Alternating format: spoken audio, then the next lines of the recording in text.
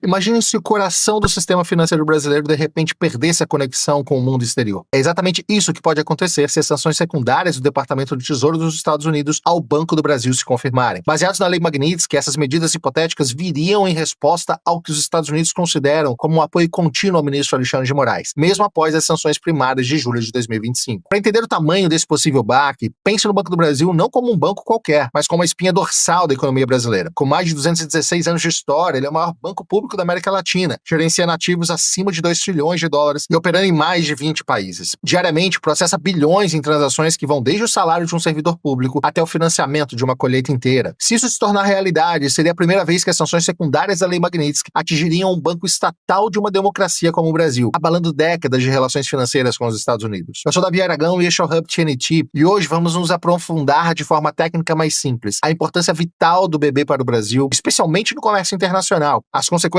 para o banco, seus clientes e a economia toda e as alternativas que o país precisaria buscar para não parar. Fique até o final, porque eu vou mostrar caminhos reais de adaptação baseados em casos históricos. Vamos lá. Vamos começar pelo básico. Por que o Banco do Brasil é tão indispensável assim? Não é só um banco, é como um hub central de um aeroporto, conectando tudo e todos. Fundado em 1808 por Dom João VI, ele tem a maior rede de agências da América Latina, com mais de 4.300 pontos espalhados pelo país, chegando até os cantos mais remotos, como vilarejos da Amazônia ou o sertão nordestino. Em muitos desses lugares é a única porta para serviços bancários, como um oásis no deserto financeiro. Tecnicamente, o BB atua como um braço direto do governo federal. Ele processa a folha de pagamento de mais de 1,2 milhões de servidores públicos. Militares, professores universitários, agentes da Receita e da Polícia Federal, são cerca de 15 bilhões de reais por mês fluindo pelos sistemas para manter o país rodando. Sem isso, imagina o caos. Salários atrasados seriam como uma engrenagem quebrada parando uma máquina inteira. No agronegócio, que representa quase 25% do PIB brasileiro, o BB é praticamente um rei. Financia cerca de 40% da produção agrícola, ajudando desde o pequeno agricultor familiar via o Pronaf até grandes exportadores de soja e milho. São mais de 2 milhões de produtos dependendo dele para plantar, colher e vender. Durante a safra, é um fluxo constante de créditos e pagamentos, como sangue circulando no corpo econômico. E no comércio internacional é exatamente onde o BB brilha. Através de sua subsidiária, o BB América, sediado em Miami, na Flórida, ele atua como uma ponte robusta entre o Brasil e o mundo. Essa não é só uma filial, é um banco completo, regulado pelos Estados Unidos, que lida com dezenas de bilhões de dólares por ano em operações de exportação e importação. Pense em cartas de crédito, financiamento para embarques de câmbio, ferramentas essenciais para um cafeicultor de Minas Gerais, venda para os Estados Unidos ou uma empresa importe máquinas no Brasil. Sem essa conexão, é como cortar a eletricidade de uma fábrica global. Mas e agora, com as sanções em vigor, o que acontece na prática? Vamos pensar nisso como um jogo de dominó. Uma peça cai e derruba todas as outras. Primeiro, o congelamento de ativos do BB nos Estados Unidos, incluindo depósitos, títulos do Tesouro Americano e investimentos que podem somar bilhões de dólares. Esses recursos ficam trancados, indisponíveis, como dinheiro preso em um cofre sem chave. Mais grave ainda, a proibição de transação em dólar. Quase todo o comércio exterior brasileiro usa o dólar como moeda principal, de importações de fertilizantes à exportação de commodities. Sem o BB processando isso via sistemas americanos, empresas param na hora. Imagine o exportador de carne esperando pagamentos. Sem dólar, a cadeia trava e até achar um substituto, a carne pode estragar. E aqui entra o pior, a desconexão do BB com outros bancos brasileiros. Isso se chama overcompliance. É quando outros bancos, por medo de também serem contaminados pelas sanções, cortam relações diretas com o Banco do Brasil. Por quê? Porque qualquer transação como uma entidade sancionada pode atrair punições dos Estados Unidos. É como evitar um amigo com gripe para também não se gripar. Centenas de instituições que usam o BB como correspondente para acessar o exterior perdem essa ponte, afetando produtores rurais do Mato Grosso ou pequenas importadoras do Rio Grande do Sul. E até mesmo para correntistas comuns, o impacto é direto. Transferências internacionais viram um pesadelo, empréstimos para exportações somem e até contas no exterior podem ser afetadas. Para o banco em si, é uma perda de credibilidade e liquidez, forçando cortes em operações. Ampliando um pouco mais essa lente, essas sanções não param no Banco do Brasil. Elas sacodem a economia inteira brasileira. O comércio internacional, que depende do BB para 40% das operações de câmbio e financiamento externo, podem cair inicialmente em até 30%, segundo os padrões históricos. Exportações de soja, minério, petróleo travam, reduzindo o PIB e o emprego. É como a rodovia principal fechado, o tráfego engarrafa em vias secundárias, mais lentas e caras. No dia a dia, importações de itens essenciais, como combustíveis, remédios e alimentos, atrasam, elevando os preços, inclusive a inflação. Para a economia como um todo, é um risco de recessão localizada, com perda de confiança internacional. Investidores estrangeiros pensam duas vezes antes de entrar no Brasil. E os correntistas, de fato, do Banco do Brasil? Milhões de brasileiros com contas no BB enfrentam limites de transações globais, como remessas para familiares dos Estados Unidos ou pagamentos de estudos. Servidores públicos podem ver salários processados por rotas alternativas, mas com atrasos iniciais. Se os demais bancos brasileiros decidirem não se conectar mais ao BB Américas por conta de risco de contaminação e eventuais sanções, você não pode mais, por exemplo, fazer um Pix utilizando o Itaú para o Banco do Brasil. O banco fica completamente isolado dentro da economia brasileira. Mas então, o que o Brasil faz nesse momento? Não dá para ficar parado. É necessário o uso de alternativas para serviços que o BB não pode mais oferecer com as sanções. Primeiro, para o comércio internacional, outros bancos como Itaú, Bradesco ou Santander podem assumir mais operações em dólar. Ou seja, muitos clientes seriam obrigados a escolher outros bancos que ainda mantêm relacionamento com os Estados Unidos. Para folhas de pagamentos governamentais, uma solução técnica seria migrar para a Caixa Econômica ou outros bancos privados, separando funções estatais de comerciais. Isso preserva o essencial, como em precedentes onde governos negociam exceções para serviços públicos. No agronegócio, créditos rurais poderiam ir para cooperativas ou fundos estatais alternativos. E nesse cenário todo, o Banco do Brasil estaria totalmente isolado, tendo que optar por sistemas alternativos ao SWIFT, como o russo ou o chinês, reduzindo a dependência dos Estados Unidos, mas levando a um tempo e um custo muito maior, isolando o relacionamento com bancos desses países que ou já estão sancionados pela Magnitsky, ou então não estão integrados ao sistema americano, ou seja, operam localmente dentro dos respectivos países. Olhando para o passado, casos como os de bancos russos em 2022 mostram que sanções escalam muito rápido. O VTB perdeu acesso ao SWIFT em horas. Bancos turcos como o Halkbank lutam na justiça por anos por evasão de sanções. Para o Banco do Brasil, isso pode piorar, com pressões em executivos ou extensões a outras subsidiárias do banco. Mas há saídas, e o principal deles é não manter relacionamento com indivíduos sancionados pela lei Magnitsky. Isso poderia salvar não só o banco, como diversos outros negócios brasileiros. E isso é justamente o que o Brasil pode escolher, preservar um banco em detrimento a um único indivíduo. Essas sanções são progressivas, como camadas de uma cebola. Podem se intensificar em 12, 18 meses se não houver cooperação. Bancos globais podem cortar os laços por cautela, ampliando o isolamento ainda mais. Em resumo, as sanções ao Banco do Brasil são um teste duro e que pode chacoalhar a economia brasileira, principalmente o sistema financeiro. O banco até poderia sair da lista de sancionados, mas para isso vai ser necessário a cooperação com o governo americano. Ou então correr o risco de uma escalada sem precedentes que o Brasil hoje não está preparado para enfrentar. Mas agora eu queria ouvir a sua opinião. O que você acha de todas essas sanções? Os Estados Unidos estão corretos em aplicar as sanções secundárias no Banco do Brasil, que, obrigado por uma decisão judicial, ainda precisa manter relacionamentos com o sancionado pela lei Magnitsky? Ou você acha que é uma decisão injusta? Deixa seu comentário aqui embaixo. Quero muito ouvir o que você pensa a respeito disso. Se você gostou desse vídeo, não esquece de deixar o seu like e se inscreve no canal, porque todo dia tem vídeo novo contando tudo o que acontece aqui na América. Mais uma vez, obrigado pela sua companhia. Até a próxima.